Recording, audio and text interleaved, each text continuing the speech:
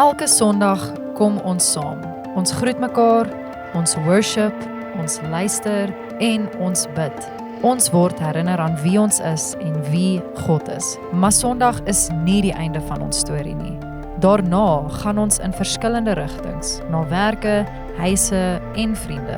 Ons versprei, nie net om aan te gaan met die lewe nie, maar om iets te dra. Liefde, lig, hoop en deernis. Dis ons Exodus, om uit te gaan met 'n doel, om die wêreld rondom ons te verander. Ons Exodus. Goeiemôre en welkom van my kant af. Yes, dit lyk asof jy 'n warm kry. Prys die Here. Hein sit hier in 'n kort broek. Is incredible. Dis lekker julle. Dis somer hier in Pretoria. Nee, ek spot. Vir die res van ons, dit is koud vanoggend. Hein, dit is koud vanoggend. Vriende, ek het net so wat ek begin vandag op my hart vir ons. Wat ek net so duidelik voel dat die Here net vir 'n oomblik vra, kan ons net die maskertjie een kant toe sit, soos wat ons 'n paar baie eerlike goed vandag op die tafel gaan neersit.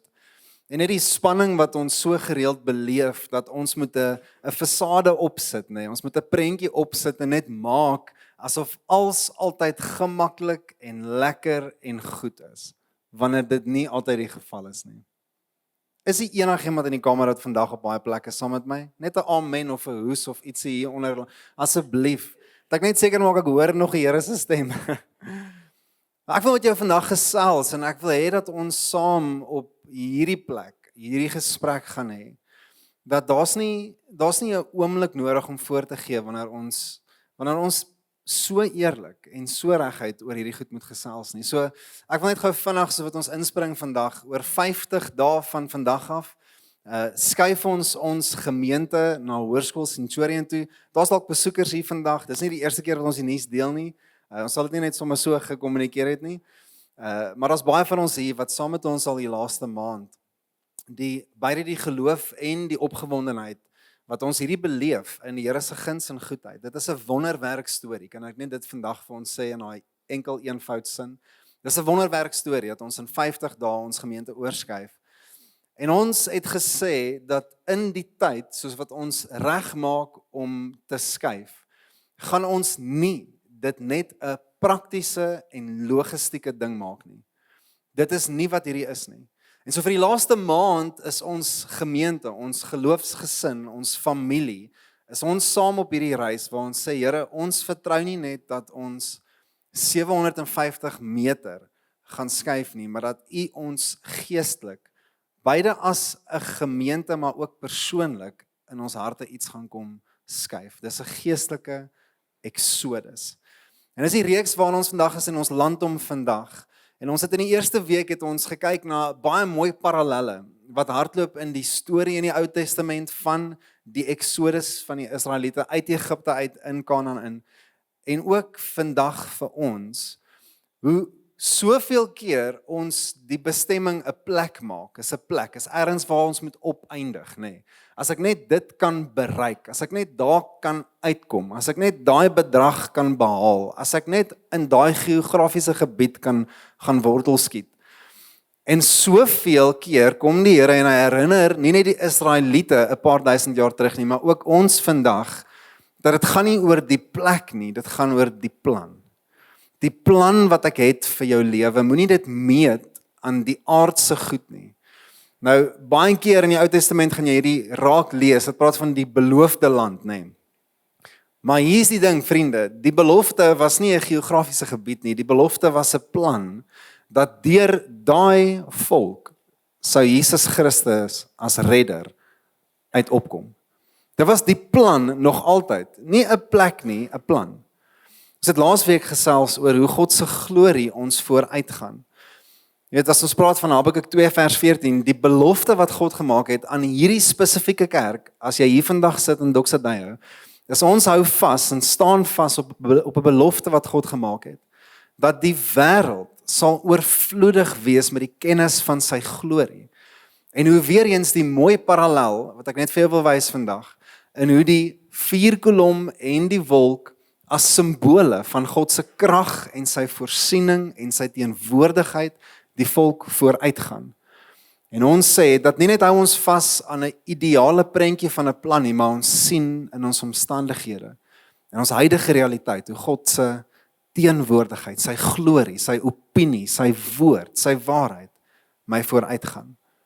Ek kan loop in dit. Amen. Julle kan huis toe gaan, bless julle.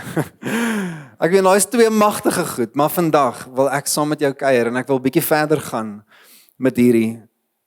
En ek wil 'n paar woorde gou by jou los. En hierdie is John Piper, 'n bekende skrywer en teoloog, en hy sê hierdie, en toe ek dit raak lees, toe onmiddellik besef ek, hierdie is absoluut die waarheid. Hierdie is absoluut die waarheid en ons moet mekaar hieraan herinner vandag. Hy sê, God is always doing 10,000 things in your life. And you may only be aware of 3 of them. En dit is so mooi, ek wil vandag met hierdie inval saam met julle. Dikwels is dit die waarheid dat ons oorweldig word deur goed rondom ons en selfs goed binne in ons. Ons kan dit erken en ons kan dit op die tafel eerlik sit vandag. Maar my vraag is, hoeveel moeite maak ek om werklik uit te vind dit waarmee God besig is in my lewe? En soveel keer wil ons dit afdistilleer na 1 of 2 goedjies toe. Dis of iets by die werk te doen, of is iets hier te doen met die kar wat ek ry, of die plek waar ek bly, of die goeders rondom my. En ek vra jou vandag, soos wat ons in die laaste maand sê, Here, kom skuif my in my geloof, kom skuif my in my hart, kom skuif my in 'n geestelike dimensie, nie net verbonde aan aardse goed nie, in my hart, kom skuif my. Is jy bewus van dit wat God in jou lewe doen? Maak ons werk daarmee. Ek wil nie net skuldig voel nie, ek vra jou eerlik. Maak ons werk daarmee om uit te vind, nie net in die 1 of 2 goed nie, maar wat is God mee besig? Werklik, in my lewe. Sien, hier is weer eens 'n mooi parallel, as ons terugvat na die volk toe, die Israeliete. Ek lag so lekker as ek hierdie goed raak lees, is hoeveel keer daai klomp van die pad afneek. Jy sien die eendag 'n ongelooflike wonderwerk. God breek die see oop voor jou. Jy stap met droë voete daardeur. Die volgende dag bou ons 'n afgod. Hallo? Vir 40 jaar voorsien God aan die volk elke liewe dag manna. As jy wonder wat manna is, die direkte vertaling is letterlik, wat is die? What is this? Wat eet ons vanoggend? Wat is die? Wat eet ons môre? Wat is die? Vir 40 jaar. Hallo. Nog steeds. En dan vra ek, is dit moontlik, vriende, dat in 'n geloofsreis, in 'n pad saam met die Here, waar ons geloof en vertroue op hom sit, dat ons baie keer die vermoë het om fokus en aandag te draai na ander goed toe. En dit ongelukkig swaai ons in die negatief in.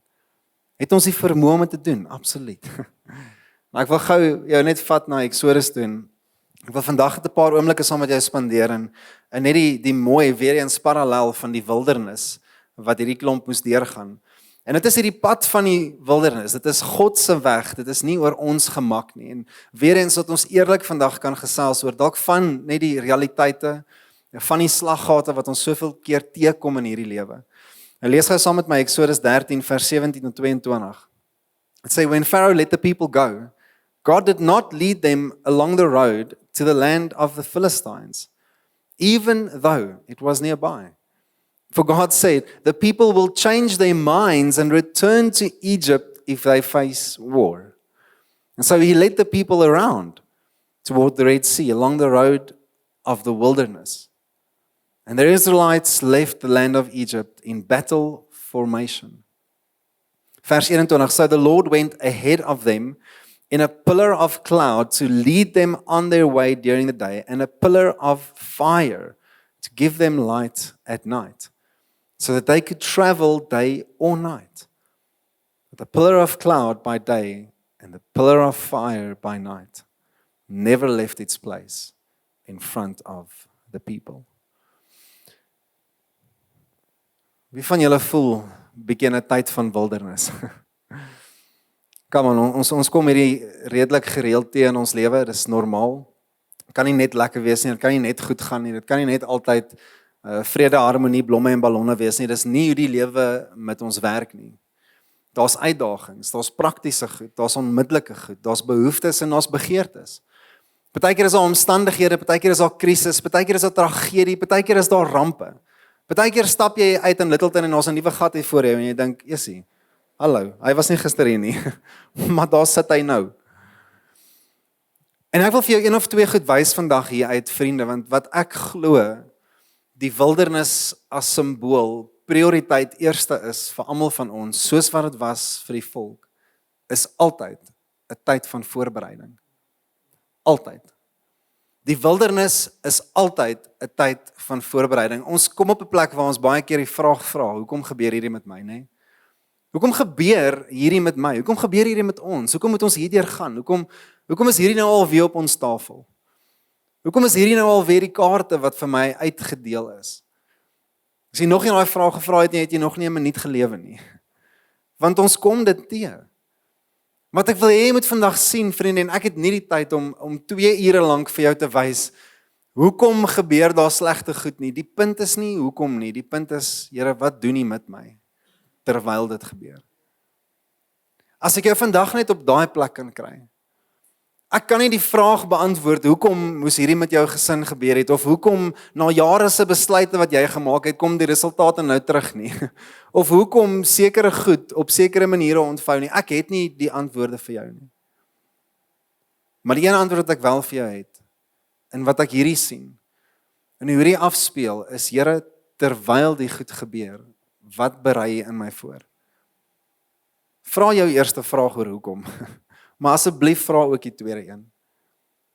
God is doing 10,000 things in your life. You may only be aware of 3 of them. Here, wat leer U my? Wat wys U my? Wat verdiep U in my? Wat bou U in my?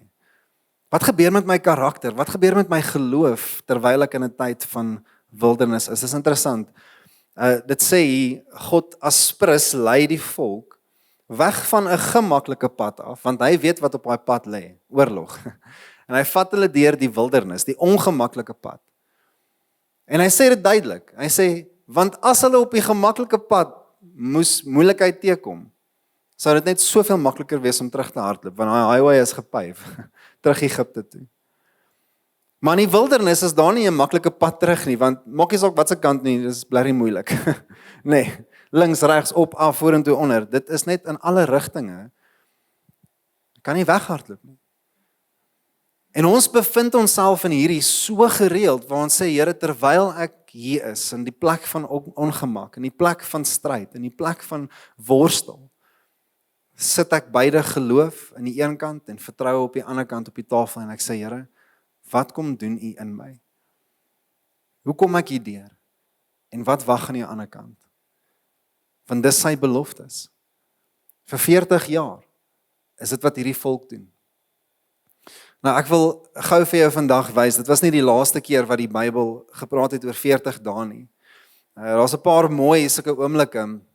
Hemelvaart is een van die, dat na die kruisiging en die opstanding spandeer Jesus 40 dae ook weer eens op die aarde, en hy berei sy mense voor vir sy roeping, vir dit wat hy in ons kom sit, sy gees, hy maak huisves in ons, en hy sê, ek begeer vir julle my koninkryk. Die koninkryk het gekom in sy volheid, nou leef in dit. Maar daar's 'n ander oomblik. Is daar enigiemand hier wat wil raai? Waar praat die Bybel ook van die getal 40? Enigiemand? 40 dae, 40 nagte, Jesus na sy doop. Nadat die Vader oor hom uitspreek, hierdie is my seun in wie ek welbehaag het. Dit is 'n publieke verklaring oor Jesus die seun vanaf God die Vader. En dan sê dit, en ek wil jy moet hier saam met my lees, Matteus 4, vers 1 tot 2. Then Jesus was led up by the Spirit into the wilderness. Nie net dieselfde plek, dieselfde pad, dieselfde manier nie, maar ook vir die 40 dae en 40 nagte. Jesus sou nie vir 40 jaar kon verdwyn nie, so ek dink die 40 dae was makliker om net te verduidelik vir net praktiese redes. Maar die Bybel is vol van hierdie vriende. dat daai simbool van die 40 jaar wat die volk geken het, nie net om te vlug uit die ouheid nie, maar om voor te berei te word vir die nuwe, kom Jesus en voordat hy sy publieke bediening begin, voor enige wonderwerk gedoen is, vir 40 dae, gaan loop hy in die wildernis, as voorbereiding. En ek vra jou vandag, vriende, te midde van omstandighede, realiteite, die moeilike goed, die goed in jou lewe, het jy die kans om te sê, Here, wat berei jy my voor? Vir wat berei jy my voor? Want hierdie kan nie vir niks wees nie. Verlies kan nie vir niks wees nie.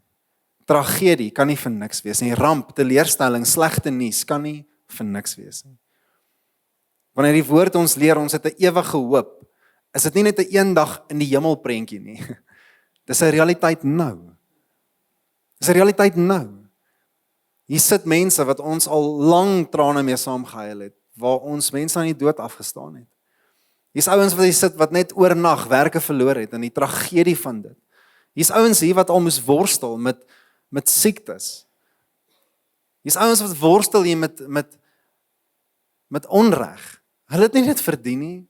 Hulle het nie daai goed veroorsaak nie, maar hy sit hulle in dit. Ek wens ek kon 'n maklike antwoord gee, nee. Maar wat ek vir jou kan sê is, dis nie vir niks nie. Dis nie vir niks nie. God veroorsaak nie die sleg nie, maar hy werk in dit. Hy werk in dit en hy berei ons voor.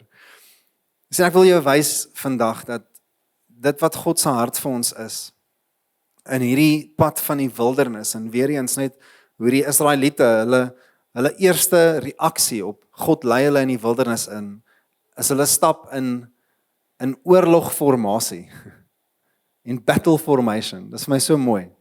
Nou, dit was nie almal 'n klomp soldate nie. Ek wil net sê, as ek julle almal nou hier moes oproep tot opdrag, ons gaan nou in oorlogformasie loop, ek dink nie eers van julle gaan weet hoe om te staan nie. Wat doen ek met my hande? Ek weet nie. Waar bære ek? Dit jy ammunisie vir my, moet ek iets dra? Jy staan 'n ou en gil op my hier langs die kant. Vriende, ek wil jy moet ietsie sien van hierdie vandag. Die gesindheid waarmee die wildernis aangepak was. Die gesindheid was nie een van ek is 'n victim nie. Dit was nie die een van lê en wonderlek nie.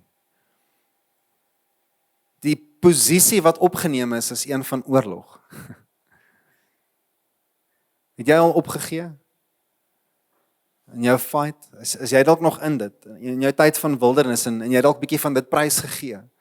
Omdat dit ongemaklik was, omdat dit moeilik was, omdat dit nie lekker was nie, en ons gee onsself oor en ons sê ek is die victim. Hoekom met my? Hoekom met my? En ons krepeer in ons wonderlek. Waar God sê ek begeer meer vir jou. Ek begeer meer vir jou dat jy gaan opstaan in oorlogformasie. Te sê Here, hierdie is 'n tyd van voorbereiding. Vir môre. Vir volgende week, vir volgende maand, vir volgende jaar. Dit wat u nou hier doen, is nie vir niks nie. Ek wil jou wys vandag dat ons is in 'n tyd van voorbereiding, beide as kerk, maar ook elkeen van ons persoonlik. Dit was ons hart, dit was ons hartsbegeerte, ons gebed vir elkeen hier. Dat in hierdie tyd gaan ons sê, Here, kom skuif my, kom berei my voor vir iets. Jy sien, voorbereiding is nie voorbereiding as dit net terloops of verniet is nie. Hallo? Ek berei jou voor, waarvoor? Nee, ek weet nie, maar net somme. Dit maak nie sin nie. Dit maak nie sin nie. God speel nie met ons skaak nie. Hy speel nie met ons lewens speletjies nie. Ek wil jy moet hierdie sien vandag. Hy is 'n goeie Vader, ons kan hom vertrou met ons lewens. Ons kan hom vertrou met ons ewigheid. Ons is veilig in hom. Hy speel nie met ons speletjies nie, hy berei ons voor vir sy koninkryk met doel. Met doel. Sodat die mense wat hy instuur in hierdie wêreld in, net bereid en beskikbaar is nie, maar bekwaam is. Competent, that we can actually do it. Hoe kan ek iemand gaan vertel, gaan glo in God as ek self twyfel? Hoe kan ek iemand probeer leer van Jesus liefde wanneer ek self dink ek's nie goed genoeg om dit te ontvang nie? Hoe kan ek vir iemand gaan sê God is die een wat deurbraak bring, maar ek self dink, net nie vir my nie. Sê want hierdie tye waardeur ons gaan, hierdie voorbereidingstye, die wildernistye, is daar om ons voor te berei om uitgestuur te word. Dis wat dit is. vir duisende jare, na daai een oomblik van God se getrouheid en sy plan en sy teenwoordigheid, die feit dat daai volk daar deur is, vir duisende generasies, verwys hulle terug aan daai oomblik toe en sê, as God dit daar kon doen, kan hy dit nou doen. Vir duisende generasies, dieselfde is waar vir ons. As hy dit kon doen 'n maand terug vir my, kan hy dit weer doen. As hy dit kon doen 'n jaar terug vir my, kan hy dit weer doen. As hy dit vandag kan doen, kan hy dit vir ewig doen. Ek wil jou wys vandag, vriende, ons word regtig uitgestuur vir missie. Ek wil hê jy moet sien dat die tyd van wildernis, die tyd van nou, die plek waar jy is in jou lewe, dat dit nie net vir niks is nie, maar dat hy jou voorberei vir dit wat hy die meeste begeer vir jou. Nou, hoor gou wat sê C.S. Lewis, hy sê dit so mooi, hy sê, the truth is of course, that what one regards as interruptions are precisely one's life. Ons wag altyd vir die regte oomblik. As dit net nie nou so besig is nie, Here, dan sal ek dit doen, wat U wil hê ek moet doen.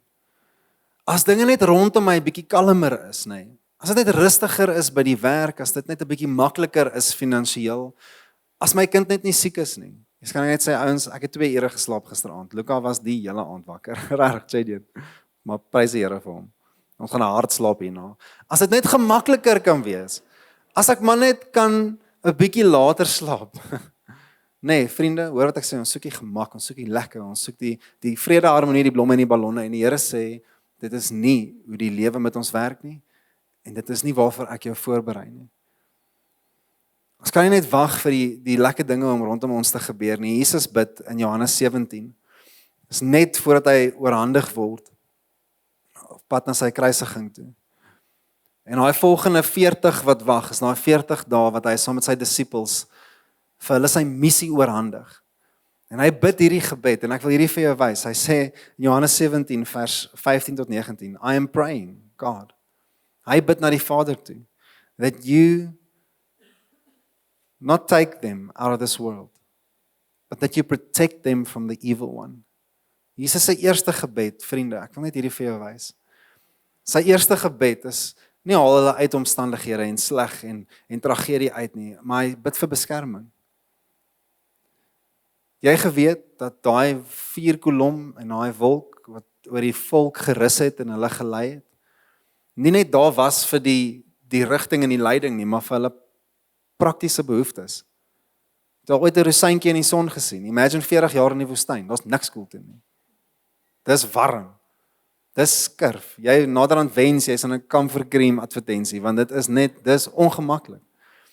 Die eerste ding wat Here doen is hy gee vir hulle 'n wolk vir skaduwee. Dis 'n praktiese vervulling op behoefte.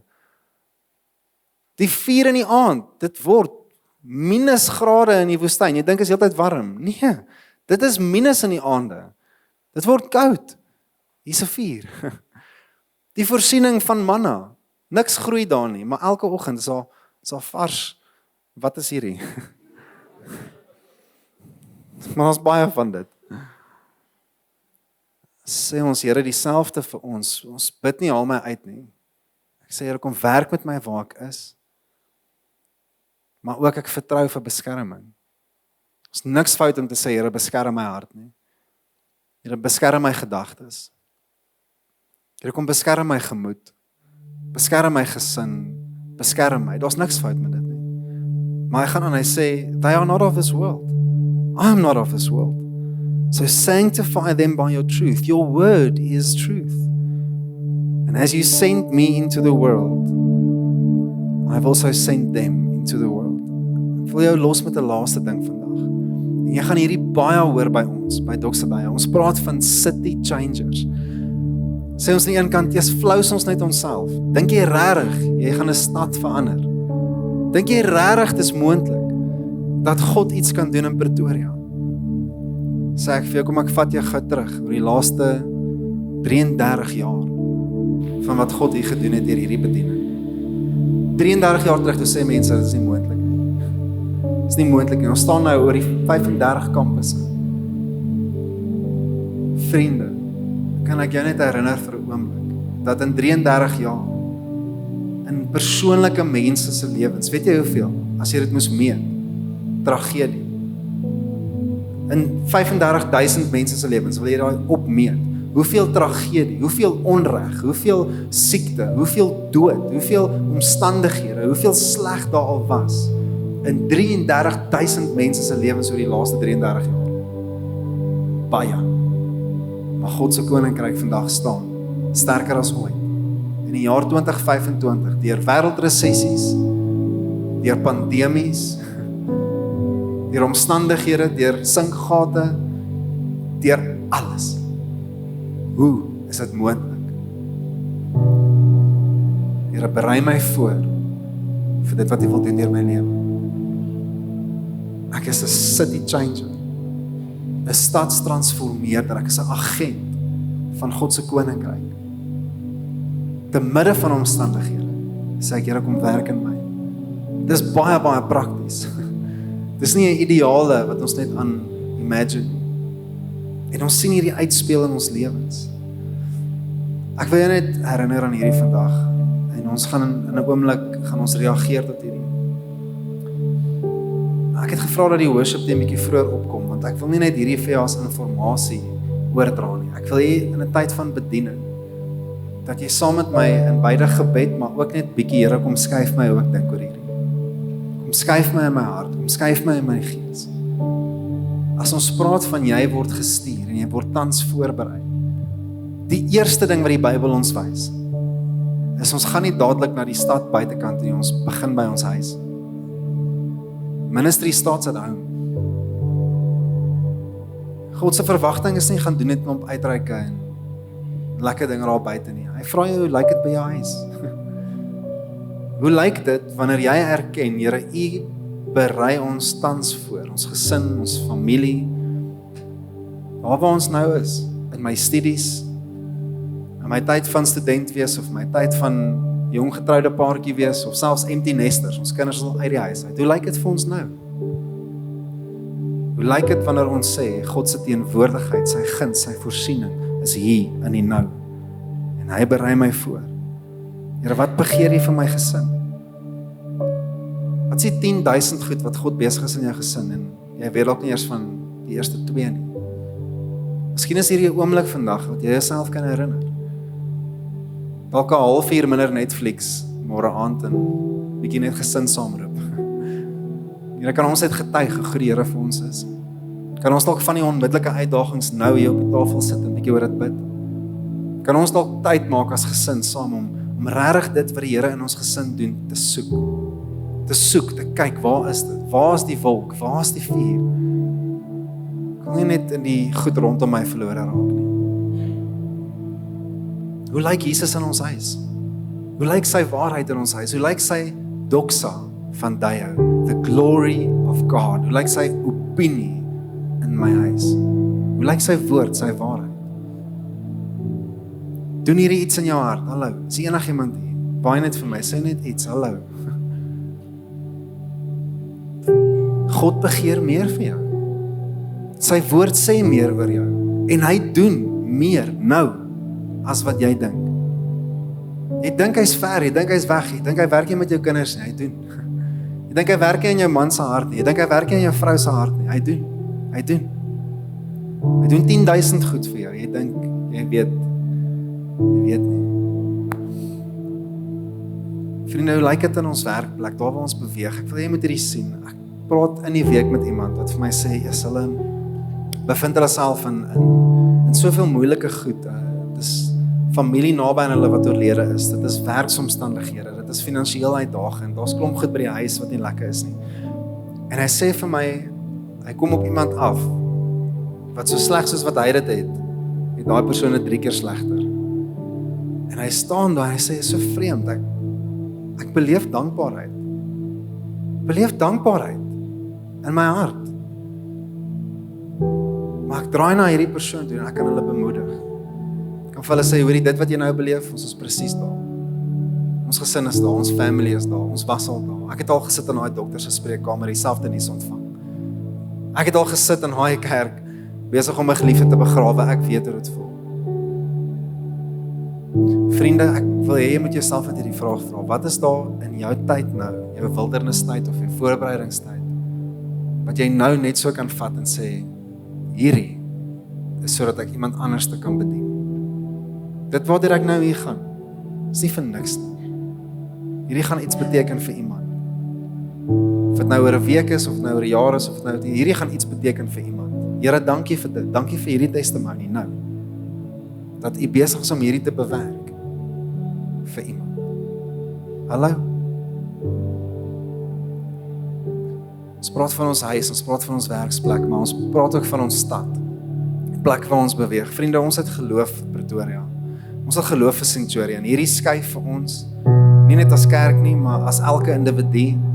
Here, ons het geloof vir Centurion. Massive geloof. Ons staan nou hierso, ons sê, Here, ons soek meer.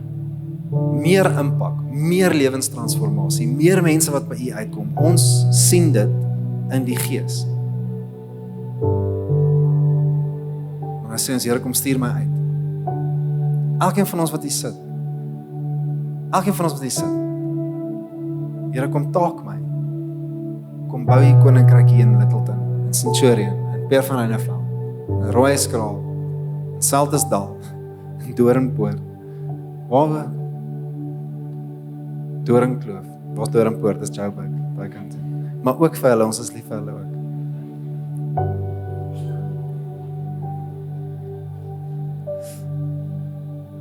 N.T. Wright, laaste woorde. Hy sê, the church doesn't exist for the benefit of itself, but for its non-members.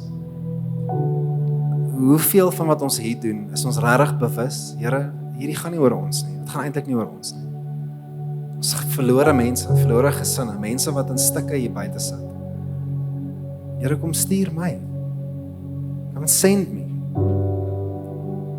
Het jy al ja gesê? Het jy al genuine ja gesê? Het jy al gesê, Here, ek wag nie net vir 'n beter tyd nie, ek wag nie net vir groter gemak nie, ek sê nou, ja. En in my hart sê ek, Here, kom doen dit. Stuur daai een persoon. Stuur my in daai een plek. Bring iets in ons huise, bring iets in ons family. Het jy al ja gesê? Het jy al regtig ja gesê? Want dis die oomblik. Dis die oomblik wanneer alles verander. Dis die oomblik wanneer dit 'n werklikheid word. Nie net op Sondag oor dit sing nie, maar ons sê, Here, kom doen iets nou. Hierdie is ons Exodus. Here, kom stuur my uit. So ons gaan reageer vanoggend en ek wil jou nooi saam met my in 'n tyd van aanbidding. Ons het die woorde gaan sing. Ons het hierdie opsetlik so beplan. Ons gaan hierdie sing. Come and send me. Waar jy dit kan verklaar. 'n Stuk profeties kan verklaar. Sê, Here, kom stuur my. Dalk is hierdie nie vir vandag vir jou nuwe nuus nie. Jy journey al lank saam met ons oor hierdie en hierdie is vas in jou hart. Dan herinner jy jouself aan dit. Sê, Here, kom stuur my. Come and send me. Ons gaan na dit gaan ons mense doop vanoggend en 'n massive net verklaring van nuwe lewe. En ek gaan vra dat as die doop ouens reg is, dat ons na die tyd hier voorkom reg staan na die reaksie van die lied. En dan gaan ons hulle doop en hulle bedien. So kom staan saam met my vanoggend en ons gaan in 'n tyd van aanbidding ingaan. Kom ons verklaar hierdie saam, Here. Kom stuur my.